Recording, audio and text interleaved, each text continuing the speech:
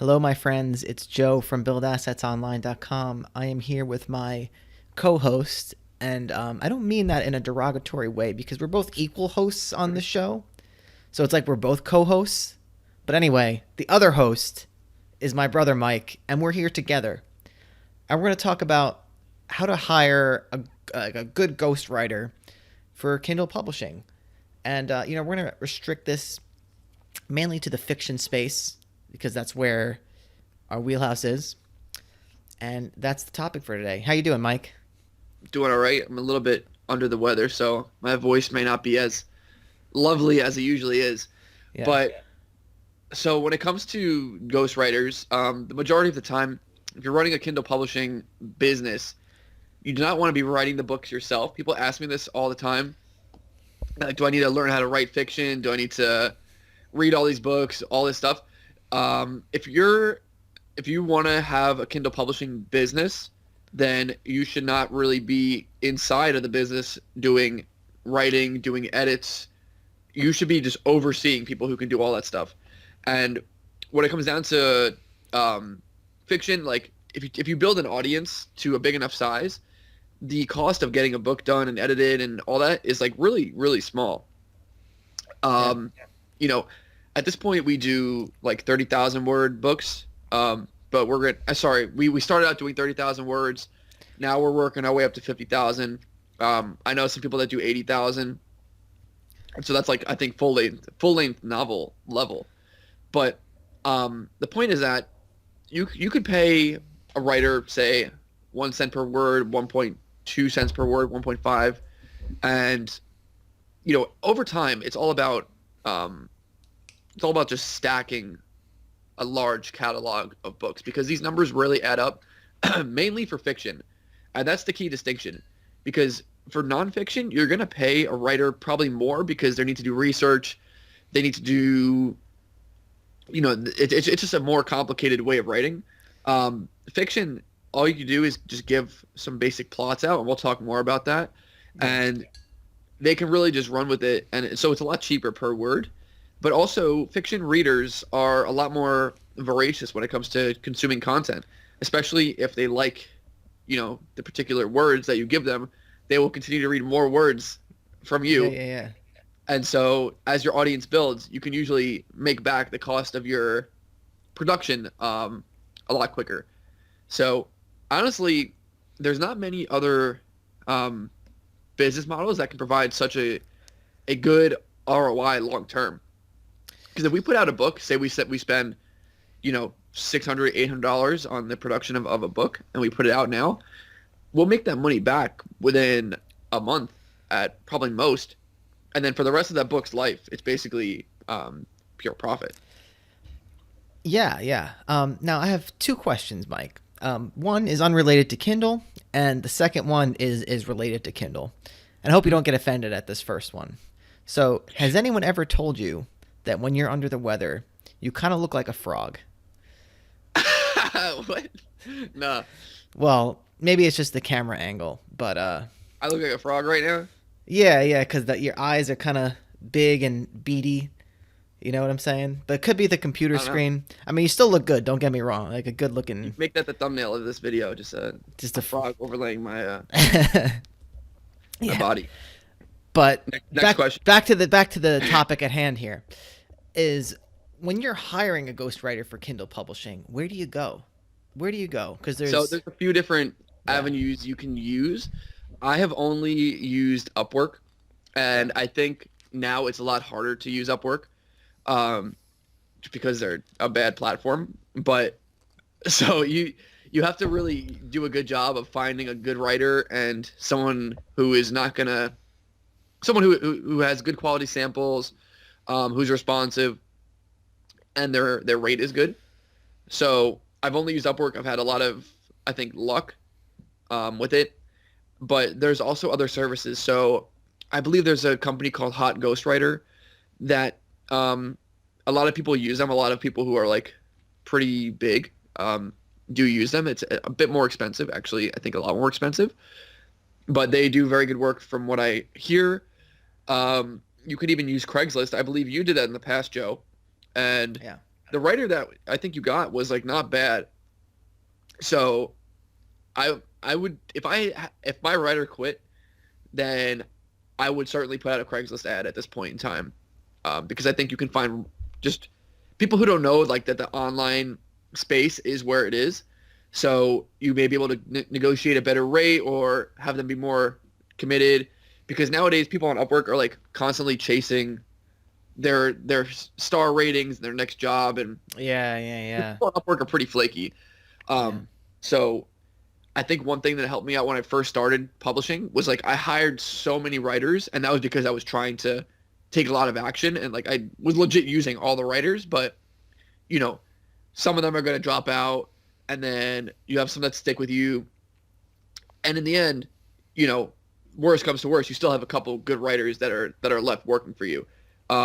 Even like when we restarted doing Kindle publishing in the last, when did I put out the first? Like it was like a year and a half ago. Yeah. I had like 3 writers, and now I'm just down to 1. It's just the nature of the game.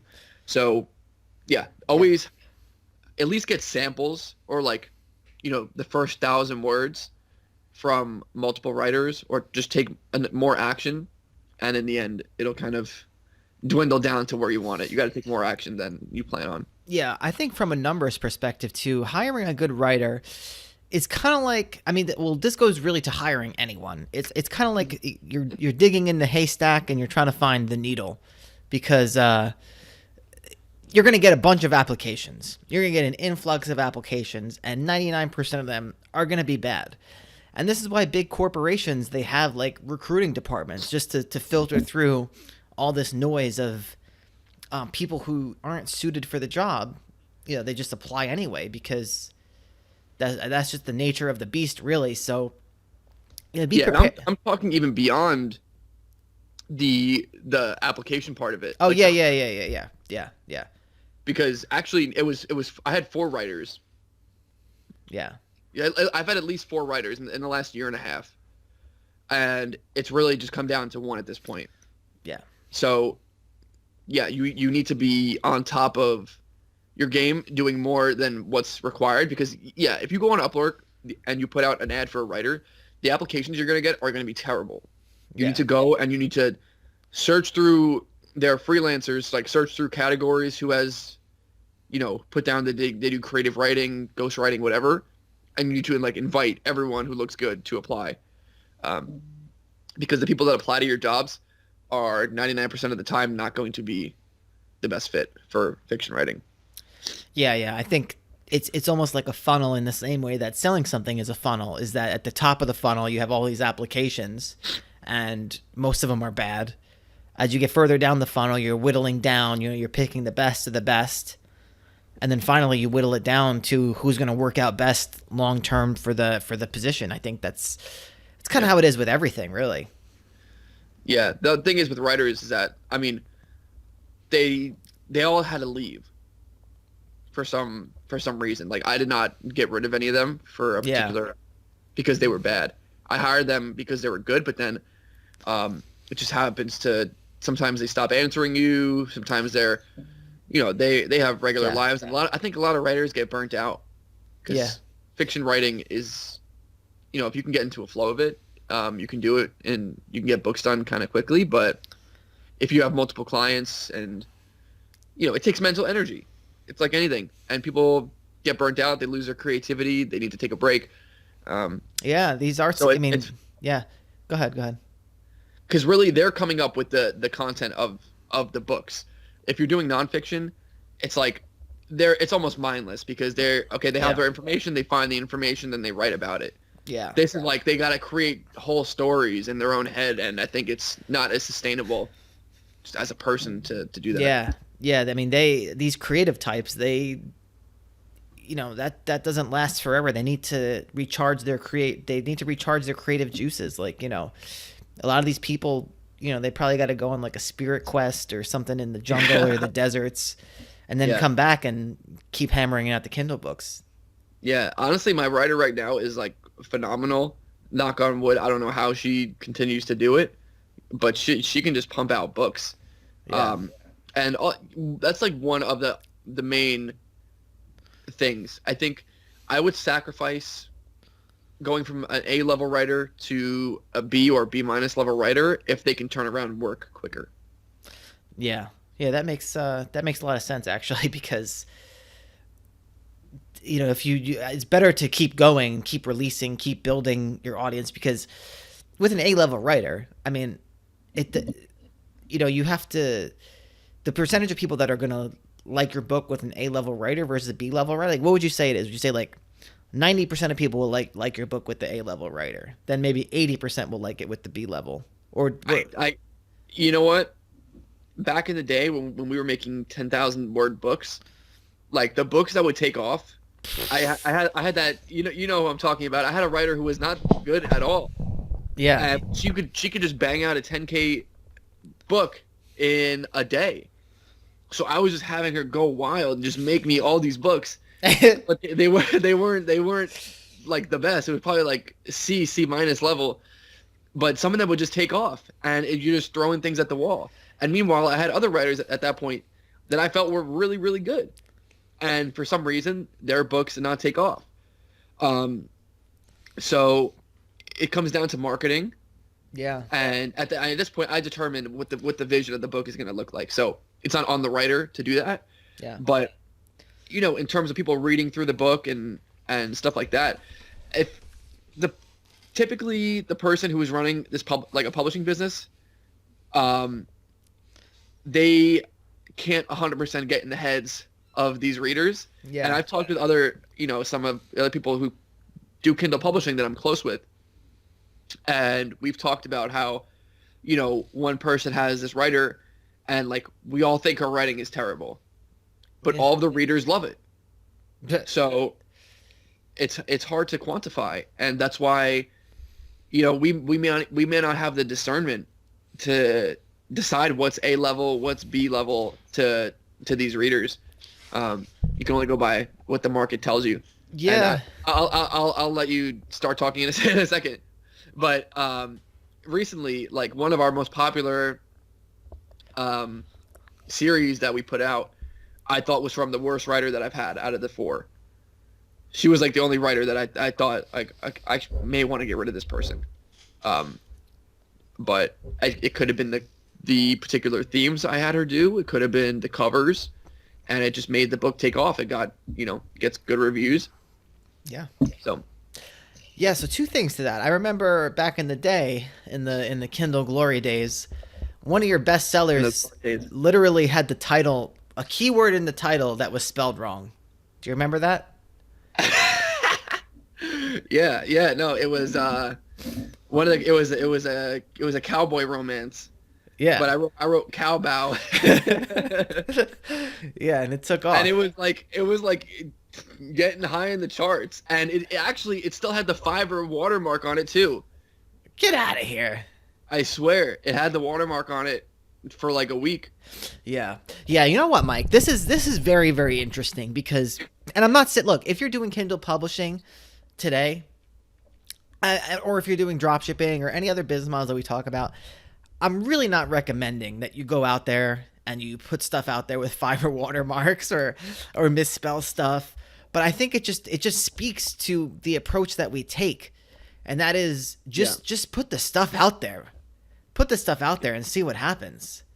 And you're probably going to get it like if you start mulling over every little detail. Look, don't do it as extreme as that. That's horrible that you did that you misspelled the book and had the Fiverr. Don't do that. But don't mull over every single detail. Just within reason. Just get the stuff out there. We just did, I don't know what's going to be posted first, but one of our successful students in the UK, we just did an interview with him. His name was Will. And he said something, I've heard this before, but he's like, if you're going to fail fast. And then course correct. And I think that's really what it's all about is, people are very hesitant to take action. And I get it, but I don't see another way. Yeah. I also I think it was like a Scott Adams book that I was reading, and he talks about how like if something is meant to take off, it usually will, despite its flaws, versus something that's like super polished and whatever, but it's a bad idea. Like it just won't work. Even if you do all these things right, Yeah. if you do everything right for a bad idea, it won't work as well as something that you barely do right, but it's a great concept. So Yeah. until you're getting just things out there, you're taking shots, you really don't know Yeah. what's gonna work. And if you think about it, like think about try and let's role play for a second. Like let's Yeah. pretend that we're the Amazon algorithm and we're looking at this book where it's got the Fiverr watermark and cowboy is spelt wrong. It's spelled cowbow. Yeah. And whatever, something you put out this book. I don't know if we even had an email list at the time, but you put out the book. It's a new release. Someone's like, oh, haha, that's funny. What is a cowbow? They click it. They buy it for whatever reason. Someone else clicks it. They do, it could just be this cycle of like sort of like luck almost. Like the timing is right. The book goes out. There's all these like thousands and thousands of factors. Whereas when you're just throwing stuff out there, you're more likely just to get lucky like that. That's Yeah, what I'm and trying. then you make a mistake and then you learn. If you make a mistake, quote unquote, that winds up being in your favor, and now you can go and repeat that mistake. Not to say that I misspelled everything and used Fiverr watermarks from there on, but Yeah. I think the point was that book did so well in spite of those mistakes, and I knew exactly what I did right with it. Like like the cover, the way that the cover was. The even though cover it had- was the best cover. It was still a great cover. The title of the book, even though it was spelled wrong, was still a great title. And so it succeeded in spite of those things, and it just made people want to buy the book. Yeah. Even they didn't care. They didn't care that it was cowbow. Because if you think, I mean, what did the book cost? Like, it's free on Kindle Unlimited. Like, what did the book cost? Like, not $2.99 or 99 cents, whatever Yeah. it was. If someone's curious, like when it comes down to like curiosity, like someone they love the cover, like, oh my god, Exactly. I gotta read this. Like, they're not gonna care. Like, they're not mulling over, am I gonna purchase this for, 99 cents or whatever, or am I gonna read it for free? Am I gonna Yeah. read it for free? I don't know. Yeah, and that's just that's how it is, especially on Amazon. You don't know what's going to take off, and you kind of have to just be along for the ride because the algorithm changes, and you can think you did everything right, Yeah. and it won't work out, especially on Amazon. Yeah. So in terms of hiring a ghostwriter, which was the main topic of this, I think we about covered it. Is do a quick recap for us, Mike, because I'm kind of feeling punchy today. I'm getting a little silly. Yeah. Step one, go on Upwork or Craigslist, put out an ad. Carefully vet the applicants. Go out and find applicants yourself. Look at their samples. Hire a bunch. Take more action than you feel like you want to. And in the end, you will wind up with probably what you originally planned for. But the point is that get content out there at the price that works for you, and then see what happens later. Yeah, and of course, make sure you have the list implemented. Like, make sure you're building your list. Yep. From the get go. It's not really, common sense. We're not going to cover that in this video, but if you want to succeed at fiction in Kindle, you have to build your list, and you have to keep the list growing. So that's your biggest asset. So, writers aside, writers are you're the one building the asset, but the writer, you can reuse any writer. That's an interchangeable part of the business, but the list is kind of the core there, at least nowadays. Yeah. Absolutely. So that's about it for this episode, guys. Don't forget, check out our free course, buildassetsonline.com/playbook. And if you're interested in getting one-on-one coaching from us, we have a great deal as part of our membership package. buildassetsonline.com/membership. You can, you get a private Discord channel with us, and a lot of people have been liking it so far. So take it easy, guys, and we will see you in the next episode. Take it easy.